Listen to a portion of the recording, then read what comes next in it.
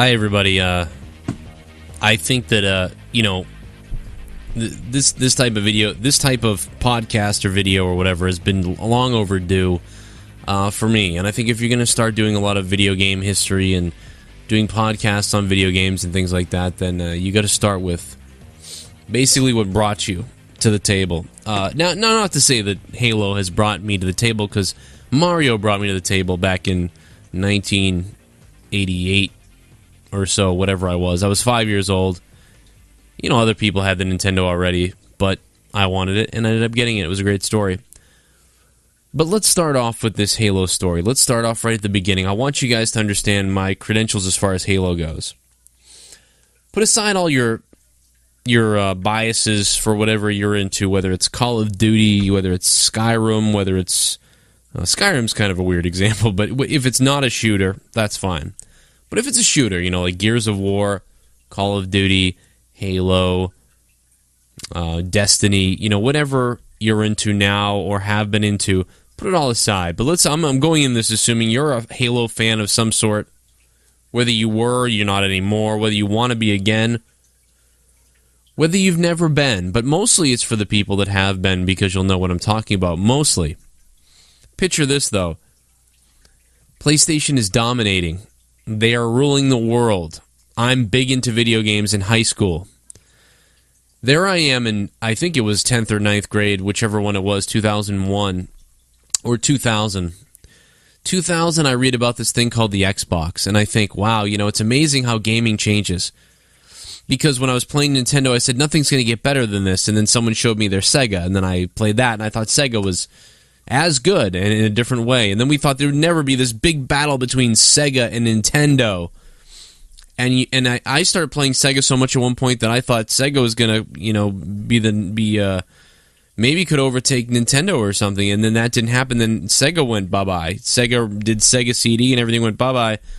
And then Nintendo versus Sega ended, and Nintendo versus PlayStation began. And the N64 and PlayStation had gold. You know, and I'm reading about this Xbox for a year before it releases, and I'm getting more and more excited. And I get the Xbox. My mother gets me the Xbox for Christmas, because the Xbox, I believe, came out November of 2001. And of course, it came with Halo. It was like, but normally when these systems would launch, they'd launch with a cartoony kind of game. You know, Nintendo launched with Mario Brothers. PlayStation went with Crash Bandicoot. That was kind of one of their first releases. Although PlayStation kind of had a lot of other titles that took over. You know, Sega had Sonic the Hedgehog. So PlayStation kind of put out Crash Bandicoot, but it wasn't quite like the Sega and Nintendo's guys. That didn't stick like that, but you know, starting with a cartoon character like that is a good way to hook the young audience and be, you know, to be PC for everybody. But, you know, back then, you know, one game or two came out, so games came out slower, where there was more titles, even though it felt like there weren't enough titles at the time. There were more titles coming out with these systems now. So PlayStation could say, oh, fine, you don't like Crash Bandicoot? Well, guess what? Twisted Metal's coming out. And I feel like I got, like, breathing problems. I'm like, I'm snorting, and this is just how I breathe. I'm wondering if, Jesus, what the hell's wrong with me? But, so I get this, my mother gets it for me, and I sneak out of school, because I found out that it was in the closet in a room. So like a jackass, for the first time ever, I found my presents. And so I opened it. And I would say, oh my God, I'm sorry, goodbye, here's. I would sneak out of, I'd get out of school, and I would just start playing Xbox. I'd open it up real carefully, the smell of the package, and I'll never forget popping in Halo 1. Halo 1 it blew my mind. This wasn't Sonic the Hedgehog, it wasn't Mario Brothers, it was a first-person shooter with aliens and blood, and it was cartoony enough that it wasn't graphic. It's just that it was such a good game, so interesting to start playing. I will never forget that nostalgia, man. It was so good. And then we get 10 levels, and The campaign was so good, and I hadn't beaten it yet. I didn't beat it. Because I kept playing the first map, the first level, and I told my friend immediately. I was like, "You're not going to believe this, man," because me and him played everything. We played all the games, dude. We played hours at night of Toe Jam and Earl, Lethal Enforcers on Sega Genesis. I mean, like everything, every game that had ever been out. Me and him, since we were little kids, tore it up. Stayed up way too late playing everything. And he was really interested in this. And then, of course, when I finally opened it and was able to put it in the living room, he came over and we couldn't stop. It was unbelievable. And then what made it awesome, Halo awesome, was when he got an Xbox and a few other people would get Xboxes. A lot of people didn't play Xbox. Most people were still playing PlayStation 2. Remember, PlayStation 2 was the system at the time. So even though Xbox One was awesome, I thought it was just amazing. I was so enamored with Xbox One. Even though everyone else everywhere was PlayStation 2 this and PlayStation 2 that, I was like, no, this Xbox, you got to check this Xbox out. It's unbelievable. And they were like, yeah, whatever. And so, you had the consoles going on. I mean, GameCube was still tearing it up then too, for the most part. So you had like PlayStation 2 just destroying. GameCube, I think it was GameCube was out at the time, and they were like still kind of doing okay. And Xbox was even below that. And Sega Dreamcast, just blew up. It died. It didn't blow up in a good way. It blew up in a bad way. It died. They tried to go online with their system, and they couldn't do it. But Xbox was going to go online. And that's what changed everything. When Xbox was able to go online with Halo 2. But we're still talking about Halo 1. And while this is, by the way, the state of Halo. My name is I do a show called The Joe Cronin Show. It's a wrestling thing, but my name is Dan Cronin. Dan Cronin, and I've been playing Halo since the day it launched. And I'm 31 years old now. So we would take the systems and hook them up to LAN parties. I have felt very excited over my life that I have gone from every change, for the most part, in computers and gaming that you could go through. Because if you talk to 5-year-old me, I would tell you that we had our own little old Tandy computer in the house. And I would say that I had Nintendo, and Atari. And then to see how things have gone from like riding your bike to your friend's house to trying to call him on the phone to AOL Instant Messenger and AOL in 1994 when I was 10 and being able to text like some people, but not everybody had it, to now how everything is. It's just the expansion and the technology that's happened over the course of my lifetime is unbelievable. And every 5 years it's a change, and you look back on it with nostalgia. Like, remember when we did this? I remember when you gamed on the computer, you gamed on the PC, and that was all you did for the most part online. When you could, the early days of online gaming on the PC and connecting to a server. And then Dreamcast tried that, didn't work. But then Xbox with the LAN parties, you would get multiple Xboxes and put them together, and you would hook them up, and you'd play Halo. You could get 4-on-4, 8 people in the house playing on split screens. You'd be lugging the Xboxes in trunks and lugging TVs over people's houses. And the flat screens hadn't come out yet, really. There were still these big-ass fucking TVs that you had to carry. I don't think I want to swear on this, so I got so excited I threw an F-bomb. But no, so you're still bringing these big TVs, everywhere. And luckily the flat screens would start to come up, but even at first they were heavy. But it was so much fun to get a LAN party going. But of course that was, always a little bit difficult to do all that. But even as difficult as it is, there's nothing like it. Like, it's still fun now. If you can get a group of friends in the same house to play, that's fun. Even if you're not having a LAN party and hooking up a bunch of Xboxes, just playing multiplayer in the same room with everybody's fun. Now you kind of just hook up the Xboxes on individual TVs and you just go online and then you connect and you're playing in the same room, but you're not, it's playing live in front of everybody. It's fun to be with people when you're playing like that. But it can be just as fun over the internet, too, and much more convenient. That being said, Halo 1's campaign was so amazing. And the multiplayer was amazing, too, but the multiplayer, you were doing it manually. You were doing it through a landline, going over your friend's house, hooking up your Xboxes. Or your friend coming over and playing split screen with you. Those are the only ways to do it. There was no online yet. Unless you were plugging your Xbox into some sort of server, and I'm sure some people did that. I never actually did that. I've done that now, even 8-10 years ago. I've, played on private servers on, my laptop and hooked up the Xbox that way. But you couldn't do it. And then, the campaign was so amazing, though. It was so good. Halo 1 campaign was amazing. The multiplayer experience offline was what you had, and it was amazing, too. And you just thought, man, if this thing could ever be online where you could play players around the world or something, imagine how amazing that would be.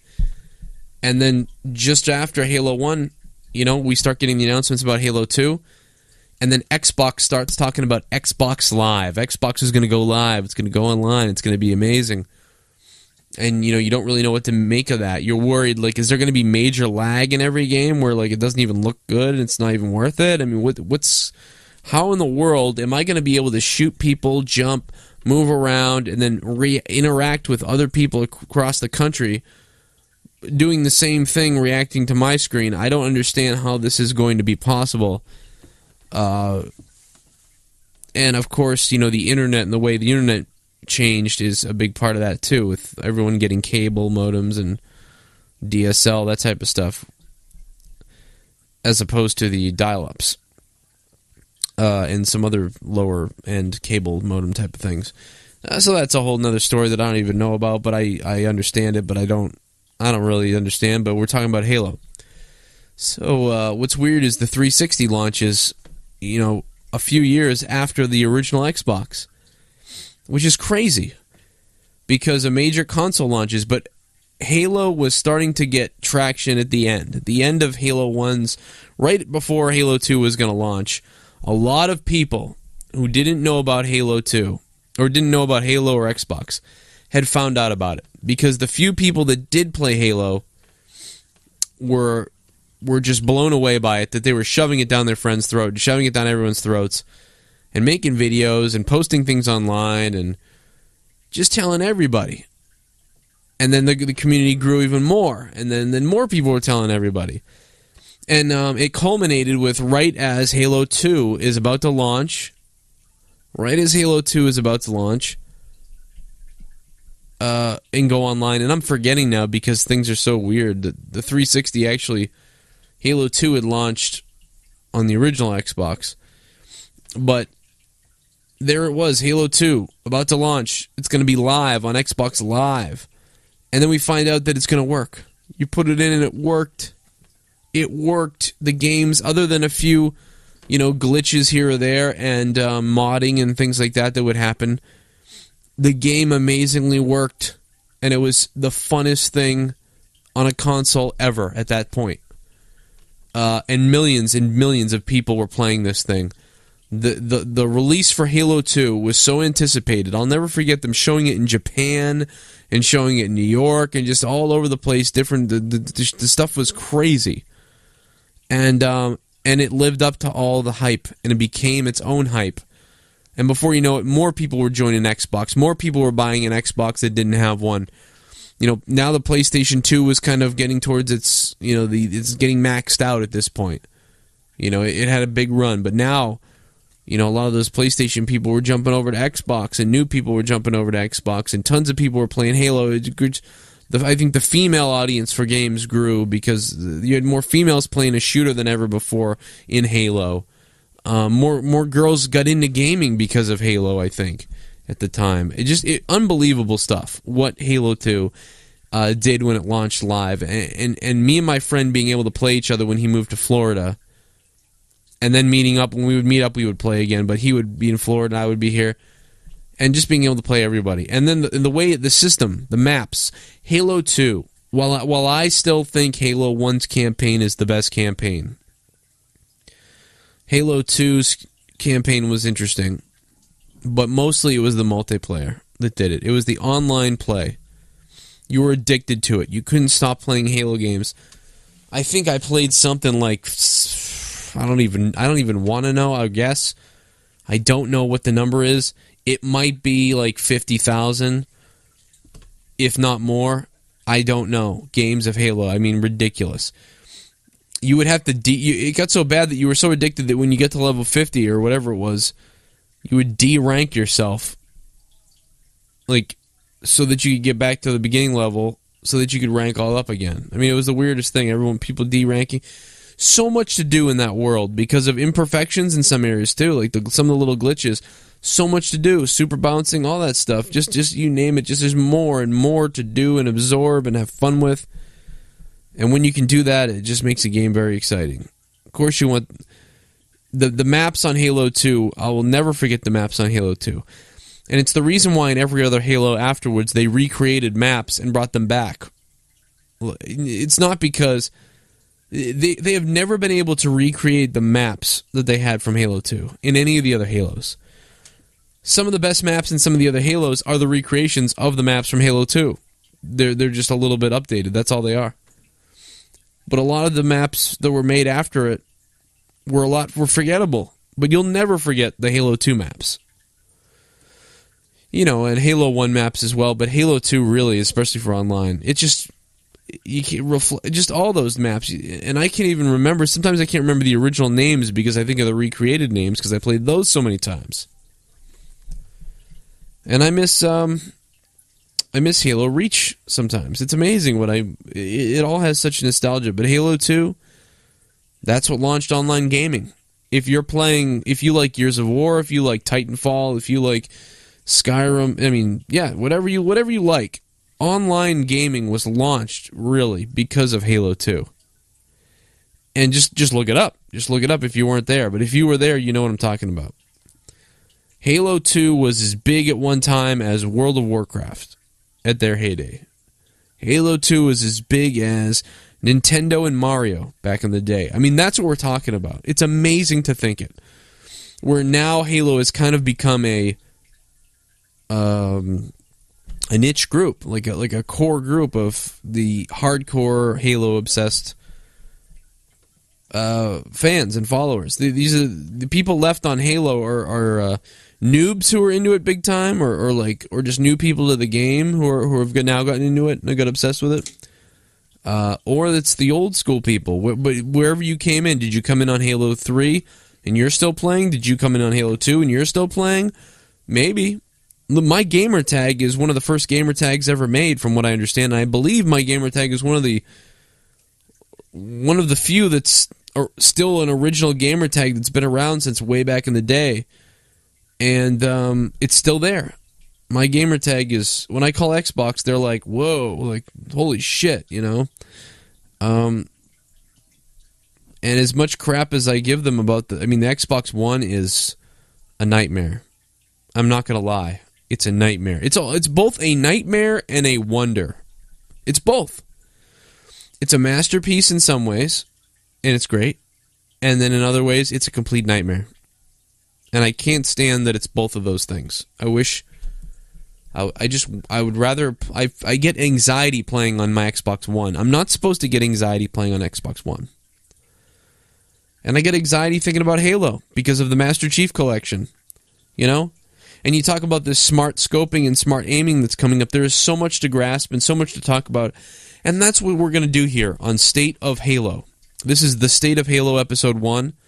And this is kind of my overview or introduction into Halo. I want you guys to know who I am and to talk about Halo in a broad way right now. But I'm just giving you my beginning on Halo so that you know.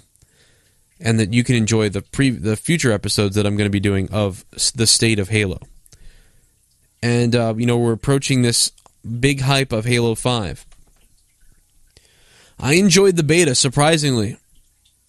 And I said, if it's anything like this launch of Master Chief, I'm going to cut my head off. And I hope it's not, because, it could be the last straw for a lot of people, to be honest. And this is a game I love. I don't want this to happen. I don't want it to go away. I wish that Bungie never left, but a lot of people from Bungie are at 343. I don't even know the situation, to be honest. But 343 has also done a good job with Halo 4. I was surprised. I liked Halo 4 a lot. And, you'll never get that nostalgia of Halo 1 and Halo 2 ever again, I don't think. And even Halo 3 to a certain degree. I know a lot of people that came in... Actually, there's a lot of people that, throughout Halo 2 being online, so many people were coming into the game for the first time. Like, a lot of people joined right at launch of Halo 2. A ton of people joined throughout Halo 2. And then a ton of people joined at the end of Halo 2. They finally got around to getting it and getting into it. And then Halo 2 was over. Halo 3 was already coming out for them. So a lot of people are started with Halo 3. So there's a nostalgia about whatever you started with. You'll never forget the first Halo game you played. I'll never forget Halo 1. I mean, I'll never forget any of them, but Halo 1, I'll never... That is the one. Like, if you told me, you're going to go to an island and we're not going to... You can have one video game to take with you on that island. There's a lot of games you could want to take because they're good and because they're awesome. But because Halo 1 is so nostalgic for me, I would take Halo 1. Because not only is it nostalgic and I could play the campaign and we could play whatever, but just the little things that you can do in the game that, are extra is why I'd take it. Some people might take Grand Theft Auto or something. I would take Halo. I'd probably go crazy. Like, if you're on an island by yourself and you're just like, I'm Master Chief. I don't know. I'm a grunt. I would have been your daddy. Those funny little things. Silent cartographer. The Maw. Sit there on the island beating the Maw. And do that Jeep run at the end. I liked Halo 3's campaign too. Halo 2 I didn't really get into as much. That campaign is actually... I just had fun playing Halo 2's campaign, the remake. I did really enjoy it this time. Back then I didn't, though. I think it's because we just played online so much. But the switching between Chief and the alien, I didn't enjoy that. I remember thinking at the time, like, they dropped the ball. They had such a good campaign in the first one. What's this about? But then when you actually watch the story, it's actually really a good story. It really is. But, I think I was just too obsessed with playing online. And, it's funny because I'm such a Halo fan that I call myself such a Halo player. But I never got in, I didn't get into the lore as much as maybe somebody who's listening to this is thinking that, I'm a huge Halo fan. This guy doesn't even know. You might be right. You might be more obsessed with it than me or more into it than me. I didn't get into the lore as much, which is weird. But what I could tell you about my Halo is I played so much online that you wouldn't believe it. You know what I mean? I played that game online insanely. But I was very into the story of Halo Combat Evolved. I loved it. And I loved Halo 3's story as well. And everything after that has been good. It's just, the Master Chief Collection was such a launch fail. It takes 6 months for me to be able to play the game I bought? It was awful. That being said, it's awesome now that it works. And it is just awesome. The idea of putting them all on there, everything was great. But it would have been nice, to get a heads up on what was going to happen when it launched. I mean, come on. I took work, people took work off for days, and then people were like, you idiot, you should have known. But you know what? What do you mean I should have known? Because all the other Halos that launched, for the most part, launched without a problem. The other Halos that launched, I didn't have a problem. Halo 3 launched, we were playing that night. They didn't have an issue. The only time I've ever seen an issue with a Halo launch is when Bungie was in charge. It was when 343 was handling it. I don't know what the correlation is. So that's what made me upset about that. That being said, I'm really looking forward to Halo 4, or Halo 5. We're on Halo 5 now. I'm really looking forward to Halo 5. One of the questions I got was, what do you think? Do you think Master Chief is going to be killed? Do you think Master Chief is going to die? And we've already gone through that with Halo 3. We thought Master Chief was going to die in Halo 3, and that was going to be it. But I think that's ridiculous because, you don't kill Sonic. You don't kill Mario. So you don't kill Master Chief. He's the one. Cortana, Master Chief, they're the ones. Unless you're going to do some kind of Doctor Who stuff where, like, Cortana's reincarnated or something, or the Chief is whatever. I don't know. Then that'd be cool, but you'd have to keep up with that pattern. But then you're still thinking about what about Chief or Chief? I think it would be a mistake because any franchise that leads like that, you don't need to get rid of that main character. The main character like that is the one that everybody wants to play. You can put him in jeopardy. You can do some certain things. But that's who we want to play. That's who's selling. That's part of the game. It's not just Halo. You could call it Master Chief, in many ways. I think that in a way that's wrong because we got Halo Reach, and you can make Halo Spartans and whatever, and people would still play that. But it's just, I think it's unnecessary to do that. It's, you just don't kill the franchise player if you don't have to. We're not buying a movie, we're buying a video game. And there's a lead character. And his name is Master Chief. And if he's not there, it's less interesting. Although maybe some people would make the argument that it was just fine in Halo Reach. So, I don't know. But guys, I hope you enjoyed my commentary, some of my backstory into it. I'll get into more of that the next time in my next State of Halo. But this was episode 1, the State of Halo. And tell me what your thoughts are about the franchise. I hope you can below. Follow me on YouTube. I'm all over the place at Spectrum Gaming 617. Also, my other YouTube channel, Zero Chill Bro. And if you're into wrestling or sports, you can follow me on my biggest channel, which has 18,000 subscribers, 9 million views. It's Joe Cronin Show. That's Joe Cronin Show. It's a very offensive show, so if you're not into that, don't watch it. But I hope you follow me here, and we get into stuff next time on the episode number 2 of The State of Halo. Thanks for listening, and let me know what you think at Joe Cronin Show on Twitter.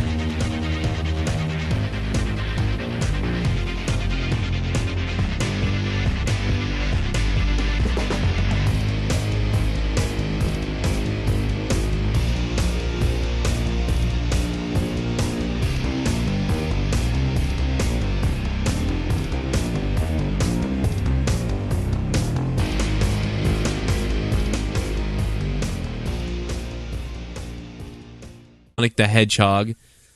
So PlayStation kind of put out Crash Bandicoot, but it wasn't quite like the Sega and Nintendo's guys. That didn't stick like that. But starting with a cartoon character like that is a good way to hook the young audience and be PC for everybody.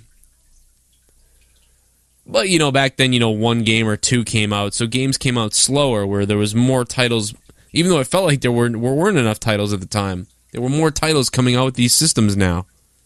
So PlayStation could say, oh, fine, you don't like Crash Bandicoot? Well, guess what? Twisted Metal's coming out.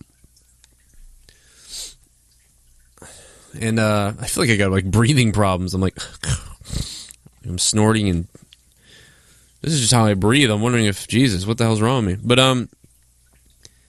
PlayStation is dominating. They are ruling the world. I'm big into video games in high school. There I am in, I think it was 10th or 9th grade, whichever one it was, 2001 or 2000. 2000, I read about this thing called the Xbox, and I think, wow, it's amazing how gaming changes. Because when I was playing Nintendo, I said, nothing's going to get better than this, and then someone showed me their Sega, and then I played that, and I thought Sega was as good, and in a different way. And then we thought there would never be this big battle between Sega and Nintendo. And I started playing Sega so much at one point that I thought Sega was gonna, maybe could overtake Nintendo or something. And then that didn't happen. Then Sega went bye-bye. Sega did Sega CD and everything went bye-bye. And then Nintendo versus Sega ended, and Nintendo versus PlayStation. I wanted it, and I ended up getting it. It was a great story. But let's start off with this Halo story. Let's start off right at the beginning. I want you guys to understand my credentials as far as Halo goes. Put aside all your biases for whatever you're into, whether it's Call of Duty, whether it's Skyrim, whether it's Skyrim's kind of a weird example, but if it's not a shooter, that's fine. But if it's a shooter, like Gears of War, Call of Duty, Halo, Destiny, whatever you're into now or have been into, put it all aside. But I'm going in this assuming you're a Halo fan of some sort, whether you were, you're not anymore, whether you want to be again, whether you've never been. But mostly it's for the people that have been, because you'll know what I'm talking about. Mostly. Picture this, though.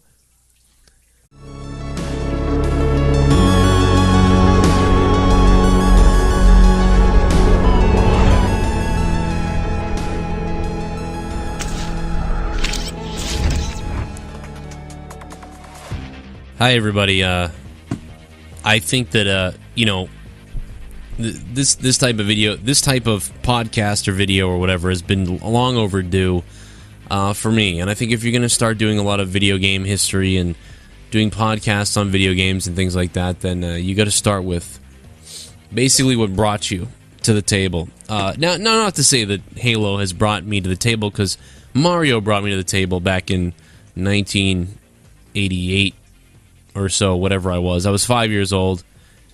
Other people had the Nintendo already, but PlayStation began.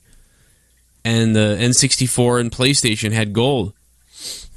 And I'm reading about this Xbox for a year before it releases, and I'm getting more and more excited. And I get the Xbox. My mother gets me the Xbox for Christmas, because the Xbox, I believe, came out November of 2001. And of course, it came with Halo.